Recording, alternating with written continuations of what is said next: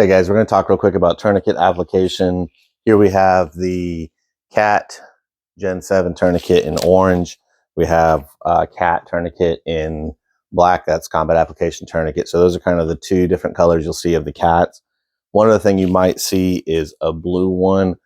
North American Rescue says, our blue one is indicated for training use only. There's not a big cost difference in between these. So personally for me, if I'm looking at training people and we're going to use orange tourniquets, or if I'm looking at training people and we're going to use black tourniquets, then I'm not going to buy a blue tourniquet. I'm going to buy more of whichever color we typically use, and we'll keep them in kits that we can use for training. So that way, when an incident actually happens, we're looking for the right color. We're not looking for a blue one or something else here. So if we use orange, I'm going to put orange in there. I'll mark them as training, and we'll kind of go from there. So you've seen maybe some of my other videos where I talk about why I like orange over black, low light situations, thrown in your gear bag. You can see it right away on your clothing. If they're wearing dark clothing, I want to go ahead and have an orange, tourniquet readily visible for a lot of reasons. And we can talk about that in another video. We'll go ahead and kind of show the training here. We'll talk about with the orange CAT tourniquet.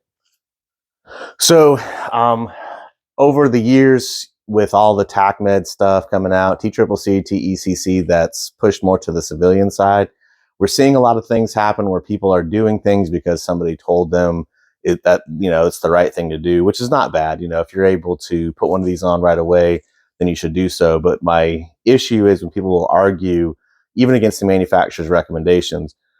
So we'll talk about application for this. Where should I put it on the leg? Most people right now are probably saying, as high as possible, high and tight on the extremity.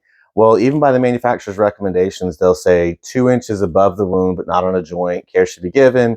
So if you are not able to immediately or quickly identify where the bleeding is coming from, go ahead and put it as high up on the extremity as needed to ensure that you're going to go ahead and secure that bleeding. Especially if you're in a hostile or dangerous situation and you don't have time to kind of look around and see what's going on. So that point being made is, if I've got the major bleeding coming from this area, but 2 inches above it gets me on the knee, then I should go above that.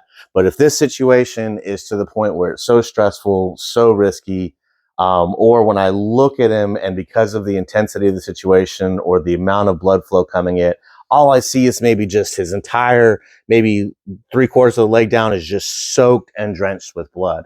Then I'm going to go ahead and slide it high up on that extremity, manage that bleeding, and then later on I can come back and I can fully inspect it. I can use some trauma shears to go ahead and expose it later and kind of see what we're dealing with. But in the immediate, I'm taking care of that. The next thing we'll talk about is actual applying. So some tips that we'll talk about with that is when we're applying it, this little red tip right here, we're going to pull it towards us, towards the rescuer. So if you're self-rescuing, you're pulling it towards your own heart, as some would say. Or if you're applying it to somebody else, this red tip, I want it to come back towards the heart of the rescuer. What we often see is in training, people kind of get lazy, right? So they open it up and then they'll pick up the extremity and they'll slide it over. And that's fine. That can be okay. And it's still going to do it. For self-rescue, definitely on your upper extremity, that is a definite great way to go. So I'm not really going to preach anything against staging them in a self-rescue ready situation. The thing I would want to make sure you're aware of or cautious of is if you think about whatever the injury is, right? So most of these classes, they talk about, oh, they get shot and they're bleeding real bad.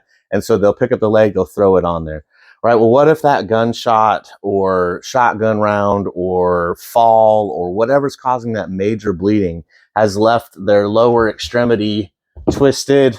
The foot fell off on that one, right? But if it's twisted up, if it's disconnected mostly here and there's still some connective tissue that's flopping that backwards, if there's a badly exposed bone, if there's some other issue, like are you going to sit there and pick up this and flop that bone all around? Or this leg that's barely hanging on, are you going to let that flop around while you're trying to figure out how to get this thing over that and take care of that? You're probably not, right? So ideally, if you're going to do a rescue to somebody else, I'm going to go ahead and try to make sure my tourniquet is all the way open. I'm going to pass this buckle through, especially on the lower extremity, and then I'll come back around. So basically, We're going to say that this is a risky environment. There's a lot of blood flow coming. I don't have the time to kind of immediately identify it for the amount of blood, so I'm going to go higher up on the extremity. So I want to pass my buckle in through first, get it underneath. I want to pass it all the way around. I want to secure that buckle in there. And like I mentioned, pulling that red tab towards the heart of the rescuer. I want to do the majority of the work with that Velcro, with that tightening band. Now for right now, because of where I'm at and what's going on, I just have some pant leg stuffed with clothing, so I'm not going to get a real tight thing, but I want to get this as tight as possible, and I want to engage my Velcro. If I'm able to get that Velcro almost all the way around, that's good. Then I want to go ahead and take my windlass right here. I'm going to go ahead and turn it, and I want to turn it until the bleeding stops. I secure it, and then I move on from there. Now, if I have enough tail left over, I want to make sure I at least get that out of the way so it's not going to get caught up on the carpet if I come up and it opens up, anything like that, right?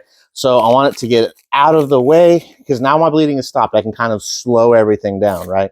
So I can go ahead and secure this. I can note the time, but that has to pass back through at least to come back up here or have that Velcro fully engaged. I want to make sure it stopped the bleeding. I want to consider maybe I need to use a secondary tourniquet, and I want to have them as close together, offsetting the buckles right here.